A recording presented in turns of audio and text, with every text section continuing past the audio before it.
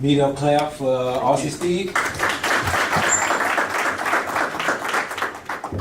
Make sure your mic work. Okay. Sound is good? Can you hear me? How was that? I was asking was the sound good. Everybody can hear? Alright. Steve, so what got you into real estate? We'll start right there before we get into the meat and potatoes and everything. Real estate was always, I'm a real big Robert Kiyosaki fan. Robert Kiyosaki has really shaped a lot of my thinking. So, Robert Kiyosaki got me into business, to be on the B side of the quadrant. For those of you who are familiar with it, I'm sure probably most of you are. And Robert always said, you build a business to buy real estate. So, that was always my goal. So I got into business first and I was building my business. And as I started to get more successful with that, I was able to start investing in property. So I started buying properties in Australia, just off, I guess, the MLS. You don't call that Australia, but I guess the MLS, investment properties in different states in Australia. Mm-hmm. So how from Australia, what's the story how you got to New Orleans, Louisiana? So it was a little bit crazy actually. So we came on a vacation. So I built up a company in Australia, very similar to Home Advisor or Angie's List, if you guys are familiar with that here. So we connected contractors with homeowners. So we built that company with partners. Got to 300 staff. We had investors come on board. I sold some shares, and it was time for me to move on, man. To be honest, I wasn't the person to take the company. We IPO'd on the stock exchange last November, and I wasn't the guy to take us there. Yeah. Got us to 300, and that was time for me to move on. So again, Robert Kiyosaki has his book Retire Young, Retire Rich, and in that book, it's really about when he sold his business. One of his great advisors and friends, who'd sold businesses before, said you have to take a year off. Take a year off, do nothing, don't think about what you're doing next, take a year off. And so I wanted to do that. So part of that year off was coming here. Man, we love America. We've been in 28 states. We've seen a lot of it. New Orleans is our favorite city. I'm a Saints fan, so just the idea was to come here for 6 months of that 12 months. Enjoy the city, have fun, and I did that. And probably about 2 months into that, my wife looked at me and said, we're not leaving, right, Steve? So she said, figure that out. So that's what brought me into New Orleans. Right. And yes, that's how it came. Right. And we want to encourage everybody not only to be in the real estate business, but to build a real estate business.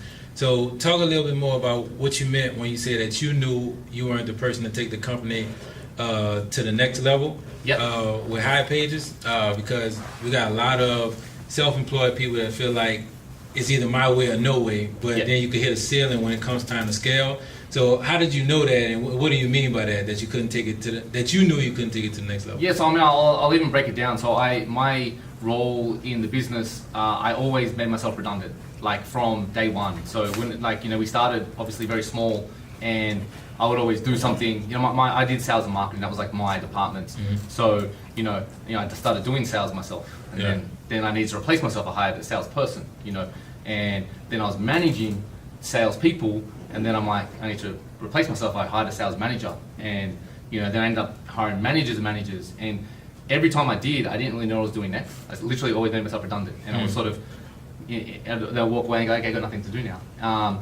But it took me 2 minutes to find that next project, that next bit of growth, so, and I think just in the end, we're just a much bigger company, my background is marketing, but we were getting to a new level of full TV advertising, big branding, and to be honest, that wasn't my thing, Also as a company, we were maturing, and, we were hiring really professional people, and that wasn't my vibe, man. I loved we were a ragtag bunch of people that got in and grew, and and so the business was exactly where it needed to be.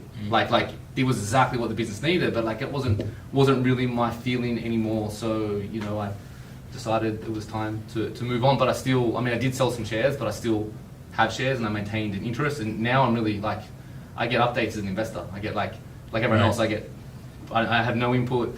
And I see what's going on. Yeah. So how does that translate now into the real estate business? Taking that completely different business, and then dragging and dropping it into what you're doing now? It helped a lot, actually. I mean, I'll tell you how I started my business here, right? So, I mean, the way I got into America was I got a business investment visa. So, if you start a business, invest some funds, if you can show a business plan, then the government will let you in. You know, they build walls for everyone else, but if you're going to put some money in, you can get in. So I took that route. And so I didn't really know what I was doing, to be honest. I just wanted to be in real estate. I was sort of feeling my way out. You know, I got some advice that they don't like real estate companies so much for this visa. So I sort of pivoted to a renovation company just to get my visa.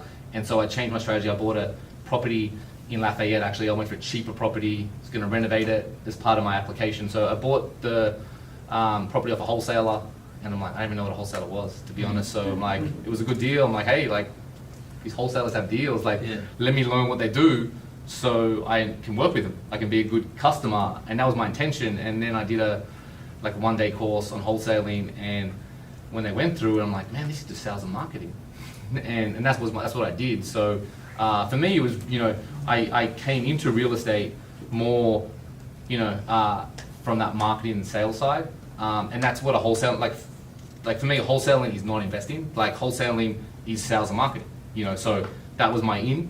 And that's how I started the business, and I wholesaled the majority of my deals for a good while. But then I started to learn a lot, you know, like a lot of really good buyers, some of them are in this room, and, you know, I walked a lot of properties and saw them through everyone's eyes, and everyone's eyes are different. And, you know, so first I was just wholesaling, you know, making money that way, but then as I became more confident, I started going, well, hey, like, now I know what deals are really easily, I'm really confident, so I started to execute and buy my own properties. Right. So, like, I'm really big on rentals, you know, so I'm trying to acquire more and more rentals. I treat it like a business. I have property managers. I don't, you know, do it myself. But again, it's how do I make myself redundant? I don't want to manage it, you know, so that's how I come at it from a business point of view. Yeah, I like what you said when you said looking at it through other people's eyes. So every investor would look at one deal 60 different ways, right? And we know when we try to sell either on-market deals or sell them to different investors, you're going to have 12 people that say that's not a deal, you got it overpriced. You're going to have 12 people that says, that termite damage is $60,000 worth of damage is overpriced. And then you're going to have a bucket of people that say, man, it's a deal. You know, so how did you figure that part out, especially those early days, just getting started, that just because the numbers don't work here, they can work in other places. So tell us about that. Well, in the early days, I didn't figure it out, to be honest. So it took me a little bit, actually. So I had a couple of people who would give me feedback on deals, and I learned a lot. I received a lot of info from them. But what I didn't know at the time was I was looking through their eyes, right? And so I think I passed on a lot of good deals in my early days, because I'm like, that's not a deal. Like, and then I started to learn. So I made the mistakes, and that's how you learn anything. That's you know, like, you know, if failure is not an option, then success is not an option either. You know what I'm saying? Like, you need to fail. So like, I messed that up, and then I started to figure out. I started to meet some other, you know, investors, and they gave me different perspectives, and then I did come to epiphany. Oh man, that's not the market, and that's when I really pivoted and just started to extract, you know, get more buyers, talk to them, learn more from them, and it's like majority of people in here are smarter than me with property, to be honest with you. But then like I just like I tap that mind all the time, and I just file that info and keep getting smarter every day by talking to people like you.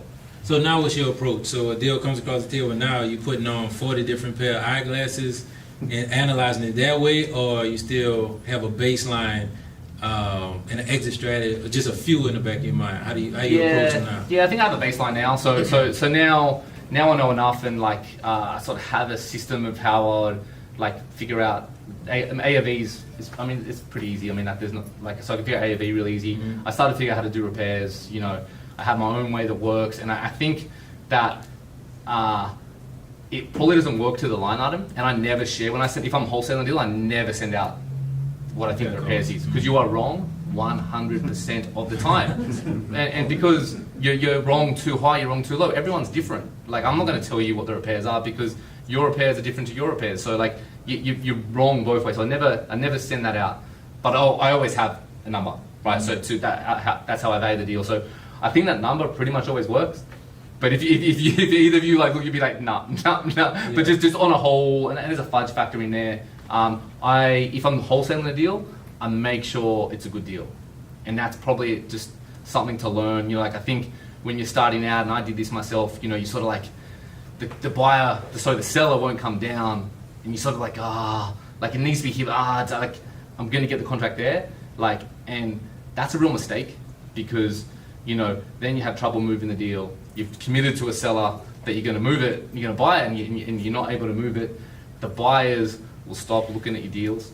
You know, if you send out too many of those, and you don't have the buyers anymore. So, you know, I just learned to follow those up. They're not dead deals. Just say no, like no, and follow that person up. Yeah. Next month, sometime. You know, like yeah. Yeah, I agree. So the whole reason why we're here right now is to encourage and empower everybody at whatever level that they are to get them to that next level. So for right now, for this question, for our 0 to 1 deal people, you said this is what, 2018, 2019 you first started? Yeah, 2018 So learning, 2019 probably. that first deal, so what does Steve, 2021 Steve, what advice does he give to 2019 Steve, cut those mistakes out of the way? Know your numbers. Like I think you know, just be confident. Whatever you're doing, you know, I'll talk wholesaling because that was where I started. Right, It's like wholesaling. If you're buying, more importantly, numbers is a bigger mistake. But wholesaling, just know those numbers. And I did those mistakes of looking through the wrong people's eyes. Like I think a lot of wholesalers start, and the barriers to entry are low, and that's awesome. But get the knowledge too. Like understand the prices. Like learn, I would say that to myself because that was the mistakes I made. I didn't quite have my numbers together. Just make sure you know those numbers. Learn every day. Yeah. What resources you recommend, especially if they don't have MLS access, which is the accurate way to comp properties. But if you don't, how do you learn?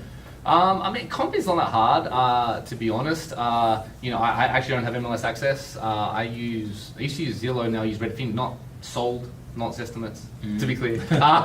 So you can get sold data. Zillow stopped, and actually Redfin has sold data. So I just keep my radius super tight. And I think that's a mistake that people in our market make, is because when you learn from national people, they're like, hey, use 0.5 miles as a radius. And like that doesn't work here, like it's not about it can be across the street, and it's not a comp. So you really just need to keep it tight. Don't cross any major streets. Whenever I'm comping, it's a real tight area, and you just get the sold data from Redfin. It's there, man. Like you just draw the map. It's got a map. Like Redfin's all you need. For comps. Yeah. And that same Steve, how do you talk to him about the psychology of wholesaling right now? Because I know personally, I hated the buying portion, right? So having an agreement with the seller and telling the seller, yeah, I'm gonna send my contractors through and have them do a walkthrough, and the whole time you're just waiting on somebody to just say, hey, Emil, can I get this for $90,000? And that'll blow up the whole deal, right? So what about the psychology portion of how to think through it to get to the next level? I mean, you need to control the deal. So if your numbers are right, it's easier to move. Right, when your numbers are wrong, you're going to struggle because you're going to fumble, and you're trying to force a deal that's not there, and you're going to have to I generally won't show a house more than once. Yeah. I will not send out my addresses. I do not post on Facebook. Like I don't know. For me, like once you put the deal out too wide, you lose control, and that's when people go into the house. And I lost a deal once when it was a really hot deal, man. It's a crazy deal. I should have bought it myself. And too many people lost the deal. Someone else took the deal, actually, I think. And that's it, went out too wide. So I keep it tight. Know your buyers. Just know your numbers. If you know your numbers, you know your buyers, it's going to be easy. Yeah. It's and there is a trade-off between access and price, right? So if the property's hard to show, you need to price that right, low. You know what I mean? It needs to sell without really showing it. If you have easier access, you got a lockbox. Hey, you can afford to show a little bit more. So there is a ratio there. But just know your numbers. Yeah. So now let's talk to 50 to 1,000 deals, Steve, right now. So right now, what's the gap for you, where you are versus where you want to be? good question. I mean, I've sort of just like, I started doing a few burrs, you know, like buying, refinancing out, and I like that, and I think that is my path, to be honest. Like I think like I'll tell you my mindset, how I approach things. I'm really experimental, right? I'll try lots of things, right? Like, you know, so I'll give everything a little dabble, but then but watch what happens when something moves right and you like it. Just like take that thing to the moon. You know what I mean? And I think that's where I'm at right now. Like I'm liking the birds, and I'm just like, you know, I'm able to buy a property, fix it, get all my cash back, have no money in it. It's a rental, making cash flow. Like, I just want to get like, I don't know, 500, 1,000, I don't know. just go. Right. So I think for me I think that's my path. So I think encourage you, just find your path, and when you see it, just focus on it, move it. Yeah, got it. So that's 50 to 100, Steve. And hey, if it is 500 to 1,000, I want to challenge everybody. Whatever your number is not unreasonable, and it can be done, especially with the people in this room. And that's why we set this up. And we're going to do the wants and the needs section right now. So right now we're going to take questions from everybody for Steve before we wrap up. Any questions for Steve? Well, I think I'll answer your I'll answer your 500 to 1,000 at the next level. So then what is holding me back for that level would be private money, other people's money, right? Like, and I think you said this, Courtney, at one of your meetups, right? That sometimes having some cash like can actually stop you from expanding. Because like I'm lucky because I have capital, you know, from my other business. So like I'm able to buy houses all cash. And I've been doing it on my own steam, but like, you know, there's a limit, right? You know, and the next step is using other people's money, investors, and all that sort of stuff. So, you know, I'm not doing that currently. So that's the thing I would need to do to take it to that next level. Yeah. Well, I have a question for you. So, what's your approach now, coming from 300 employees and now rebuilding from the ground up? Has your approach changed, or what's your approach now with scaling and outsourcing and with scaling people right now? Yeah, it's a really good question. So I am not as young as I used to be, so I'm not as aggressive. I don't want to do a 300 person company again. It's just not in my. I loved every second of it, the bad and the good. Like it was a roller coaster ride, and that was very enjoyable. But I don't want to do that again. Yeah. So my approach probably is different, you know. And we were a real growth company, and you know, we're I'll make this analogy because it's relevant to wholesaling as a whole. Like we're a two-sided marketplace, right? We had contractors and we had consumers who wanted contractors. So our job was to make life easy for both of those, and that's how we added value in the middle, right? Which is really what wholesalers do. That's how I take that same approach. But in that game, for a tech company that's like that, the network effect is everything. There's only, you know, like one Facebook or maybe two or three. Like once you build that network, you will win. But if you don't have it, then you're not as valuable. So we were growth, like money back, like no profits. Like profits are back into growth, because you need to win that market and take that share. I'm not that anymore. I don't, and that's a risky play. I'm lucky for me it played out. We were still on the stock exchange, and that was awesome. But like, if we didn't, like, I wouldn't have that much to show for it, to be honest. You know, like it's sort of an all or nothing game. So now my learning is, you know, I'm reading Profit First at the moment, and like just you know, I want to cash flow, profit, lifestyle. You know, so I do want to grow my business, but just not at that same aggressive level. I want the business to serve me.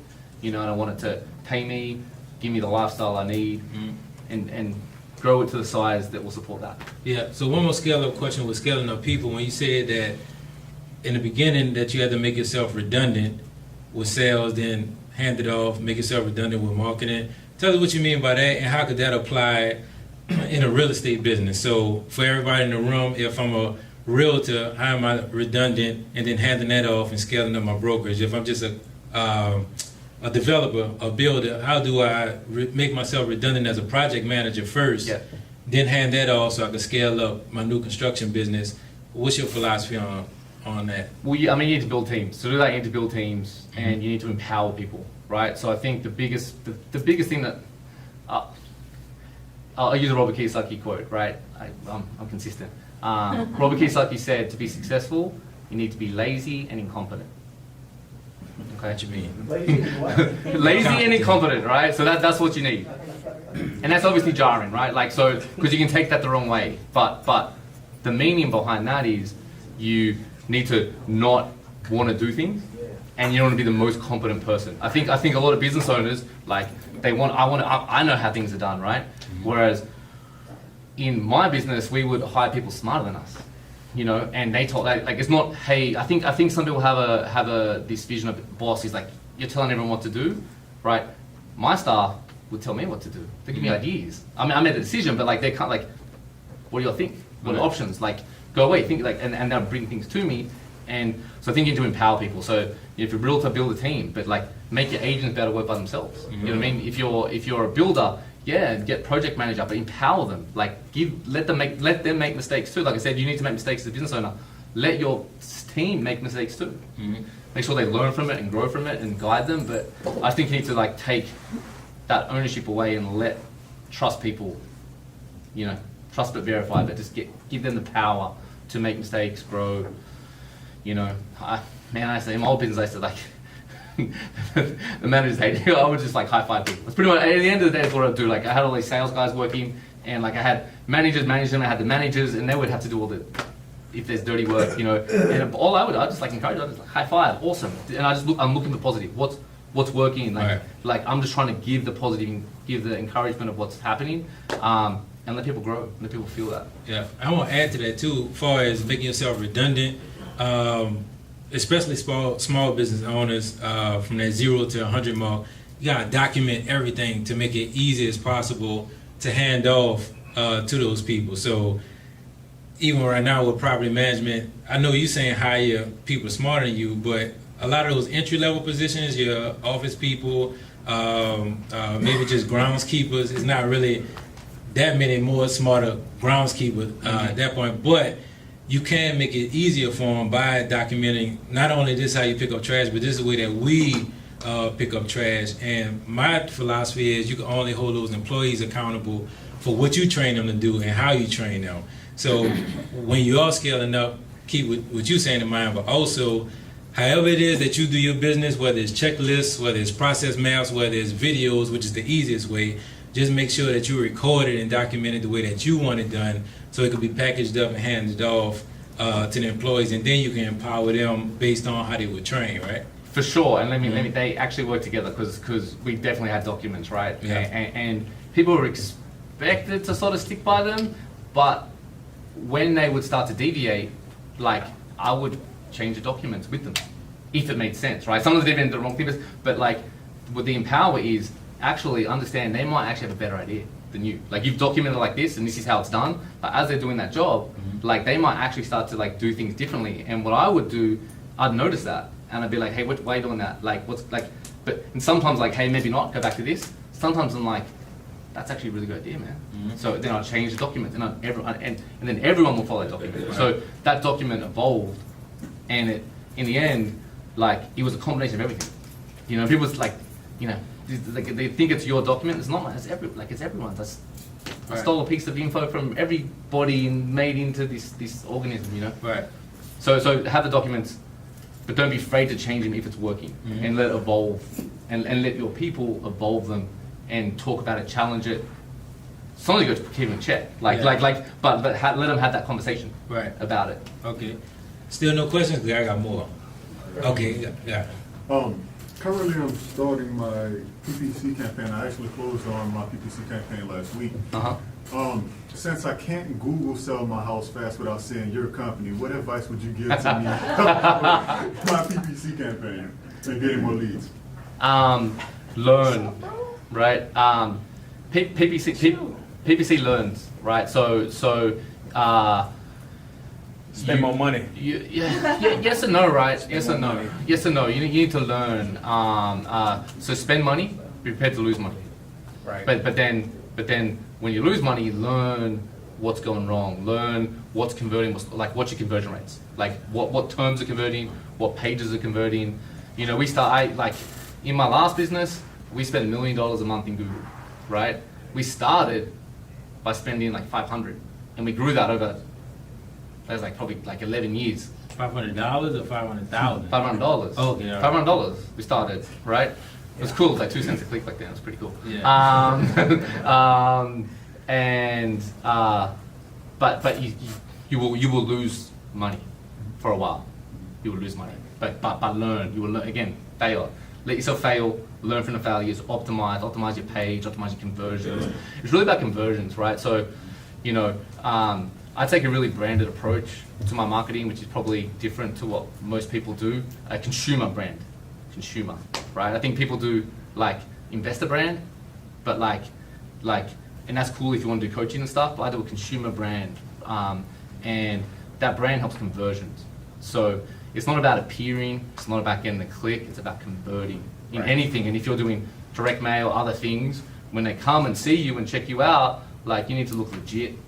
You need to convert, and that's why I focus on it. Absolutely. Yeah. One more question Okay. in regards to the marketing aspect.